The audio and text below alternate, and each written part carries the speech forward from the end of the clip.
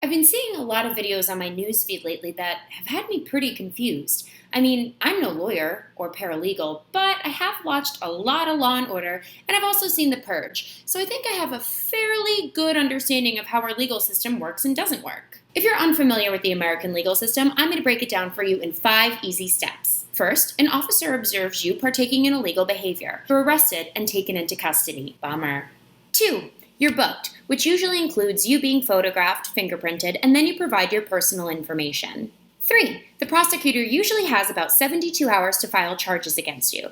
That's the speedy trial part you remember from 5th grade. Then you have an arraignment, which is the part where you go to court and plead guilty or not guilty. After that, you're placed in jail, but you can usually post bail. Then you get a lawyer, you have a fair trial in front of a jury of your peers, and they say whether you go to Litchfield or not. It's just like the Hamptons, only fucking horrible.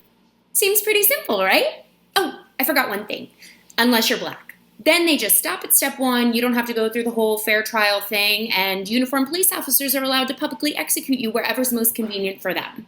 Or at least that's what I've been seeing a lot of lately. Now, most of America has collectively been saying, "What is going on?" But I've still seen a few people say, "What's the big deal?" So I took a moment to reach out to those people. And here's what I've found. I've heard people say that what happened to Alton Sterling was okay because police officers risk their lives every day.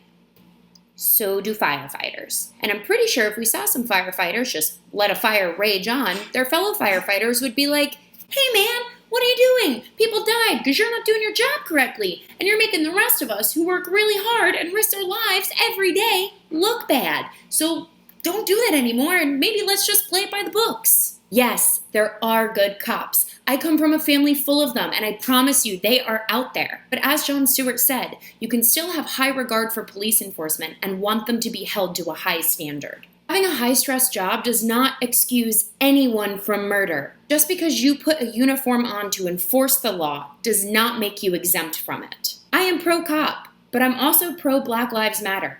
And that's okay. Then I heard some people say that Alton Sterling had priors, so maybe he sorta deserved it? I've seen you guys before. You're the ones that said that if the girl at Stanford didn't drink so much, she probably wouldn't have been raped. Am I right? Happy to see you guys are here and as vocal as ever, but please review the first minute of this video where I outline the 5 steps of what happens when you get arrested in the American legal system. And just in case this wasn't clear, no matter how much you drink, you shouldn't get raped. And no matter how many priors you have, you shouldn't be publicly executed by uniformed police officers. Then I heard some people say that there are consequences to resisting arrest. So I took the time to look them up in this book. And nowhere in here does it say that the consequences for resisting arrest are public execution. It does say you should be afforded a trial in front of a jury of your peers, blah, blah, blah. Everyone deserves due process. The law, am I right? Then I heard some folks say, well, if he followed the law, he would have been fine. I thought it'd be fun at this point in the video to play a game to see how well you guys have been paying attention. Okay, question 1. Your name's Philando Castile. You've been pulled over for having a broken tail light. You've told the police officer that you have a legally registered firearm in the car. Do you A, expect to survive this routine traffic stop, or B, deserve to be publicly executed in a car in front of your girlfriend and her 4-year-old child in the back seat? Oh, you guys are good. Okay, here's the second one. Your name's Sandra Bland. You're pulled over for a minor traffic infraction. Do you expect to A, survive this routine traffic stop, or B, be arrested, jailed, die in jail, have your death shrouded in a cloud of mystery, and have nobody held accountable? Okay, last one. Your name's Eric Garner. You're allegedly illegally selling cigarettes. Do you A, deserve to be treated with respect and if arrested, granted a fair trial, or B, deserve to be murdered immediately? If you answered A to all of these questions, congrats! You have a basic understanding of the American legal system and a moral compass. Proud of you. If you hesitated to answer A to any of the questions above, I'm gonna guess that you're one of the people saying, don't all lives matter? Yes, all lives do matter. Blue lives matter, gay lives matter, brown lives matter, white lives matter, black lives matter. But when people say, don't all lives matter, what they're not often grasping is that right now, in this country, not all lives are being valued equally. Everyone should be able to live free of persecution and prosper in this country. But that is not what's happening. Based on data from the Center on Juvenile and Criminal Justice, young blacks are 4.5 times more likely to be killed by police than any other age or any other racial group.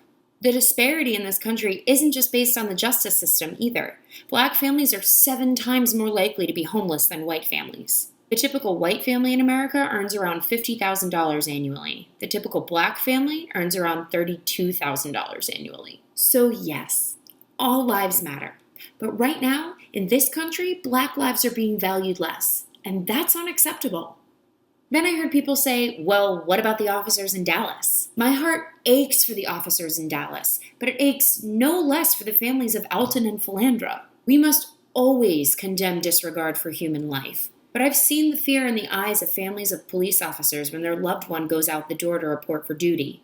However, I've also seen the fear in a black mother's eyes when her child goes outside the door to play. We must own up to the reality of systemic racism in this country. In 2016 alone, blacks continue to be shot by police at 2.5 times the rate of whites. That is a statistic. That is real. And that is not okay. I want to take this last minute to say that if any of the concepts in this video were difficult for you to understand, for example, racial inequality or police brutality, or why both of those things are not okay, please take the time to reach out to me. You can call me, DM me, send me a message here, write a comment in the YouTube video section. Please get in touch with me because it is imperative that you understand that we as white people are outrageously privileged in this society and why things like wearing a hoodie or having a broken taillight don't result in death for us, but they do for other people in this country, specifically of color. And that's not okay. As always, I'm Taylor Ham, and you're welcome.